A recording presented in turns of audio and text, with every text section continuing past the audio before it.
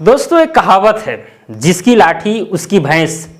ये कहावत लगभग हर कोई सुने होंगे, इसमें कोई भी दो मत का बात नहीं है, क्योंकि ये कहावत रोजमर्रा की जिंदगी में कई चीजों पर लागू होती है और हम लोग इसका प्रयोग भी किया करते हैं कि भाई जिसके पास लाठी होती है उसी के पास भैंस होता है। हम इसके बारे में कई एग्जाम्पल ले सकते हैं, कई एग्जाम्पल। रात भी खत्म हो जाएगा लेकिन एग्जाम्पल खत्म नहीं होगा। ये वीडियो रात को ही शूट हो रही है, लगभग 11:30 बजे।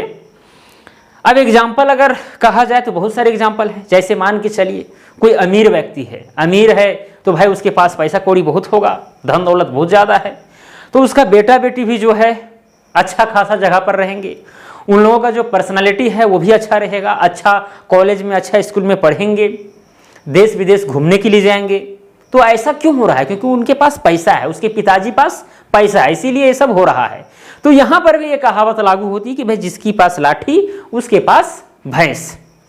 या फिर आप गांव देहात में या फिर कहीं भी आप देखते होंगे कि भाई एक तरफ 10-15 आदमी है और एक तरफ 2-3 आदमी है, दोनों के बीच में झड़प होनी है, झड़प हो रहा है, तो उस समय 2-3 आदमी जो हैं डर जाते हैं।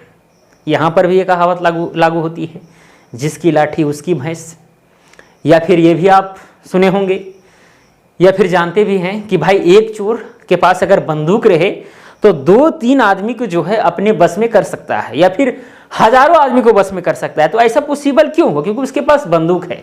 तो यहाँ पर भी ये कहावत लागू हो जाती है कि जिसके पास लाठी उसके पास भैंस। क्लियर बात समझ आ रही है? तो दोस्तों आज की इस वीडियो में हम आपको कहानी सुनाएंगे कि आखिरकार इस कहावत का जर्मिनेशन कहाँ से हुआ, कैसे हुआ। कहानी को सुनेंगे तो आपको भी ये रियलाइज होगा कि भाई हो सकता है कि इसी कहानी से इस कहावत का जन्म हुआ होगा।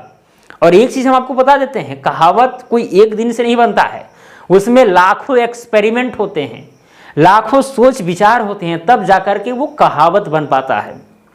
अगर एक कहावत है जिसकी लाठी उसकी भैंस, तो इसमें एकदम बहुत ज्यादा सच्चाई है। ऐसा ओल झोल वाला कहावत नहीं है, ठीक है? कहावत अपने जगह पर कहावत है भाई, उसमें सच्चाई का ही गुण होता है बेसिकली। तो चलिए पहले कहानी सुनाते हैं आपको। एक ब्राह्मण था, वो पूजा करने के लिए कहीं गया था। तो पूजा करने के बाद दक्षिणा दिया जाता है ब्राह्मण को। तो एक यजमान ने दक्षिणा के रूप में भैंस दे दी। क्या दे दी? भैंस दे दी। अब उस भैंस को लेकर ब्राह्मण जो है अपने घर जाने लगा। तो बीच रास्ते में, सुनसान रास्ता में, एक चोर मिल गया उस ब्राह्मण को। चोर उस ब्राह्मण को भैंस ले जाते देख सोचा कि भाई ये भैंस तो हम ले जाएंगे। वो चोर ब्राह्मण के पास गया, बोला क्या ब्राह्मण जी, आज लगता है कि यजमान से बहुत दक्षिणा ले लिए हैं, ये भैंस आप ले जा रहे हैं, आप नहीं ले जा सकते हैं, ये भैंस मेरी है, हम इसको ले जाएंगे। और उस चोर के पास एक अच्छा खासा डंडा भी था, लाठी भी था और हष्ट पुष्ट भी था। तो जजमान बोला ऐसा क्यों ले जाओगे तुम? तो बोला कि क्यों त्यों नहीं, जो बोल दिया से बोल दिया। चोर बोलता है कि जो बोल दिया से बोल दिया, तुम भैंस को चुपचाप छोड़ो, नहीं तो खोपड़ी और हड्डी पसली सब एक कर देंगे। वो बेचारा ब्राह्मण डर गया। कुछ देरी बाद वो ब्राह्मण सकपका कर बोला ठीक है भैया ले लीजिए, लेकिन ब्राह्मण कहता है कि यदि आप ब्राह्मण से अगर वैसे आप इस भैंस को ले जाते हैं तो आपको पाप लगेगी, इसीलिए एक बात कीजिए, इसके बदले आप हमें कुछ दे दीजिए और भैंस ले जाइए। ऐसा ब्राह्मण का कहना था। लेकिन उस चोर का कहना था कि भाई मेरे पास है क्या, मेरे पास यहां पर देने को है क्या? तो ब्राह्मण ने कहा सोच समझकर कि जो आपके पास लाठी है ना, बस उसी को दे दीजिए, काम हो जाएगा, आपको पाप नहीं लगेगी, आप भैंस ले जाइए। तो वो चोर खुशी खुशी अपने लाठी को ब्राह्मण को दे दिया।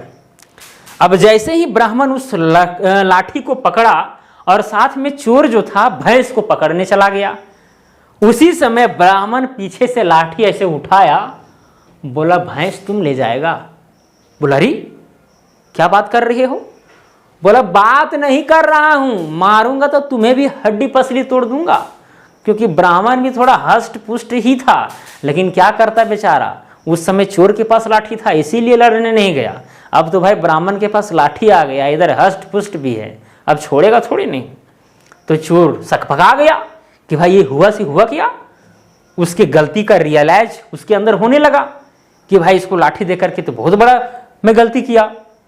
वो चोर जो है ब्राह्मण के डर से, ब्राह्मण के धमकी से झटपटा के जो है सो दौड़ने लगा, भागने लगा।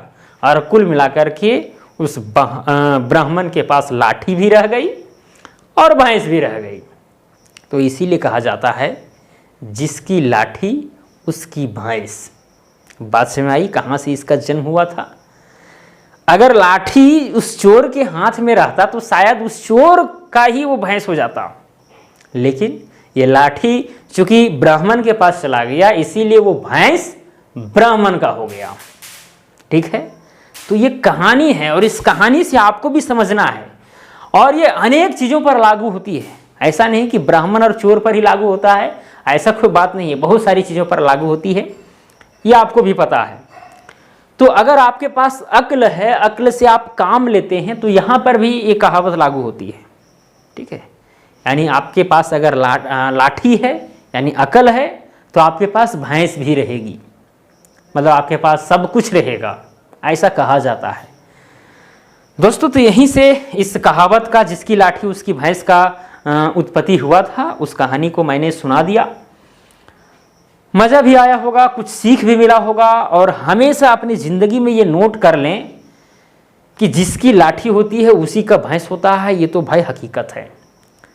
तो लाठी को बनाने के लिए आपको जो कुछ भी करना पड़े, जितना मेहनत करना पड़े, मेहनत कीजिए। अब लाठी का मतलब यहाँ पर केवल ये नहीं है कि हमारे पास बंदूक रहे, हमारे पास लाठी रहे, हमारे पास फलना रहे, ऐसा कोई बात नहीं है। आपके पास दिमाग भी एक लाठी के समान है। आप लाठी का कंपैरिजन केवल लाठी या बंदूक, रिवॉल्वर, तलवार से मत कीजिएगा, इसका कंपैरिजन अपने दिमाग से भी कीजिएगा। दिमाग भी लाठी का काम करता है, कलम भी लाठी का काम करता है। ठीक है, तो सोच को बढ़ाइए, अच्छा जगह पर ले जाइए ताकि आप भी अपने जीवन में सफल हो पाएँ। तो दोस्तों हम अपने जीवन में बहुत सारी कहानियाँ पढ़ी है। हम जिस स्कूल में पढ़ते थे वहाँ पर एक सब्जेक्ट ही होता था नैतिक शिक्षा, और बहुत सारी कहानियाँ होती थी। तो कहानियों को पढ़ा था, तो कहानियों को सुनाना, सुनना, लिखना मेरा बहुत शौक़ था उस समय, इसलिए अभी भी वो शौक़ जारी है, और बेसिकली सुनाने का शौक़।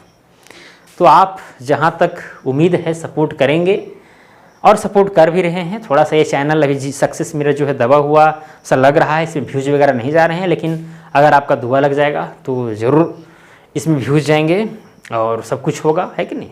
तो चलिए दोस्तों आज के लिए इतना ही, अब मिलेंगे अगला वीडियो में। धन्यवाद।